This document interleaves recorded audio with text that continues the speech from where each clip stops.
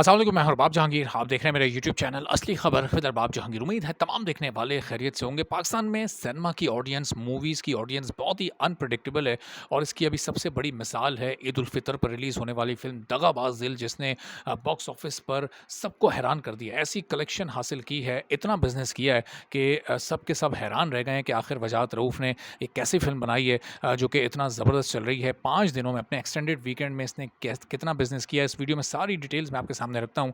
अगर आप चैनल पर नहीं हैं तो चैनल को सब्सक्राइब कर लें, बेल आइकॉन प्रेस कर दें ताकि तमाम वीडियोज़, इन्फॉर्मेशन, नोटिफिकेशंस और अलर्ट्स आप तक फ़ौरी और बर वक़्त आप तक पहुँचते रहें। तो दगाबाज दिल ईद के पहले दिन रिलीज़ हुई। कोई ये तवक्को नहीं कर रहा था कि अली रहमान और महविश हयात की ये फ़िल्म लोगों को सरप्राइज़ कर देगी। पाकिस्तान में आप सबको पता है कि सिर्फ़ 140 से 145 के करीब सिनेमा स्क्रीन्स हैं और इतनी लिमिटेड स्क्रीन्स के साथ करोड़ों में बिज़नेस करना कितना मुश्किल होता है। अगर आप कैलकुलेट करके ये अंदाज़ा लगाएँगे तो आपको ये ऑलमोस्ट करीब-करीब नामुमकिन नज़र आएगा। लेकिन दगाबाज दिल ने ये मुमकिन कर दिखाया है। महविश हयात ने, आप ये समझें कि पाकिस्तान में इस वक्त सिनेमा की रौनकें बहाल कर दी हैं, चूँकि इस मूवी में महविश हयात के अलावा कोई और बड़ा मूवी स्टार मौजूद नहीं था।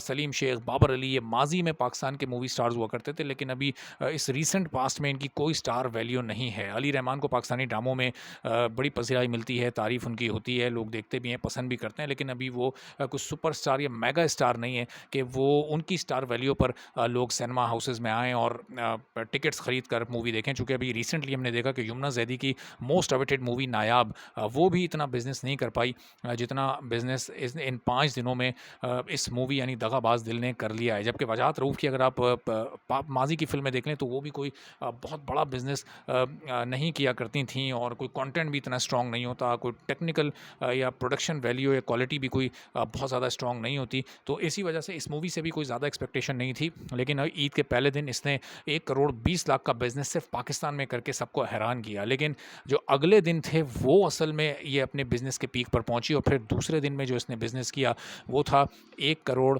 90 लाख का और 2 दिनों में ही ये मूवी 3 करोड़ को क्रॉस कर चुकी थी। और फिर जो तीसरा दिन आया है दरअसल वो इसके बिज़नेस का पीक डे था, जो कि आम तौर पर मूवीज़ के रिलीज़ का फर्स्ट डे हुआ करता है यानी फ्राइडे, जो कि इस मूवी का थर्ड डे था। चूँकि ईद के फर्स्ट डे रिलीज़ हुई थी तो ईद के थर्ड डे यानी फ्राइडे को इसने 2 करोड़ का कलेक्शन पाकिस्तान से किया है। अब आप सोचें कि सिर्फ 140 स्क्रीन्स पर, जहाँ दूसरी मूवीज़ भी कुछ स्क्रीन्स को कैप्चर किए होती हैं, तो वहाँ पर 2 करोड़ का बिज़नेस करना कितना मुश्किल है। फिर नेक्स्ट डे आया यानी सैटरडे, जो कि फोर्थ डे था इस मूवी का, और अपने फोर्थ डे पर इसने 1 करोड़ 80 लाख का बिज़नेस किया। और फिर अपने फिफ्थ डे पर, जहाँ फिफ्थ डे तक की मैं आपको कलेक्शन बता रहा हूँ, फिर सिक्स डे से जो इसके वीक डेज़ हैं उनकी कलेक्शन मैं आपको आगे चलकर किसी और वीडियो में बताऊँगा।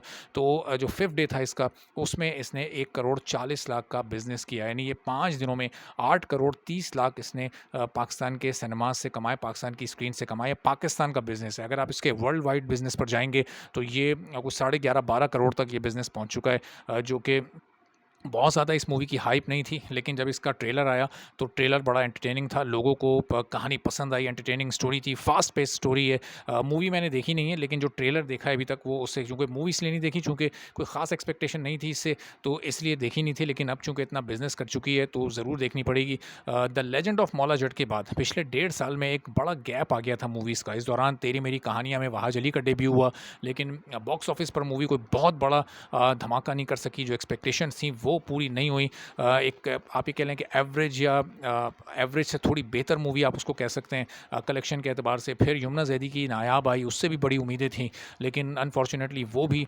बॉक्स ऑफिस कलेक्शन के हिसाब से उम्मीदों पर पूरा नहीं उतर सकी। तो ऐसे में एक ऐसी मूवी जिससे कोई बहुत ज़्यादा एक्सपेक्टेशन नहीं थी, उस मूवी का इतना बिज़नेस करना इस वक्त पाकिस्तानी सिनेमा के लिए बड़ा खुशाइंद है। और अभी तो ये सिर्फ पाँच दिन की और सिर्फ पाकिस्तान की कलेक्शन है। अभी ये वीक 1 कंप्लीट होगा, वीक 2 आएगा, फिर ये मूवी अपना 1 मंथ कंप्लीट करेगी। अभी आगे कोई और बड़ी रिलीज़ नहीं आ रही है कुछ दिनों तक। तो इसके पास एक बड़ा अच्छा मौका है कि ये कोई 25, 30, 40 करोड़ तक की मूवी जाए। और कुछ बड़ी मूवीज़ ऐसी हैं जो कि बड़े स्टार्स की हैं, उनको भी फिर ये टफ़ टाइम दे सके। और कोई भरोसा नहीं है कि एक आउटसाइड चांस इसमें कहा जा सकता है कि आउट ऑफ द वे जाकर ये 50 करोड़ को भी हिट करे और फिर ओवरसीज़ में भी इसी तरह से चलती रहे। तो आने वाले दिनों में कहाँ तक इसका बिज़नेस जाता है। और अब ये जो इसके वीक डेज़ शुरू हुए हैं, ये असल इसका टेस्ट है, उसमें ये कितना कामयाब होती है। तो इससे मुताल्लिक आपको मज़ीद भी अपडेट करते रहेंगे। इजाज़त दीजिए, अल्लाह हाफ़िज़।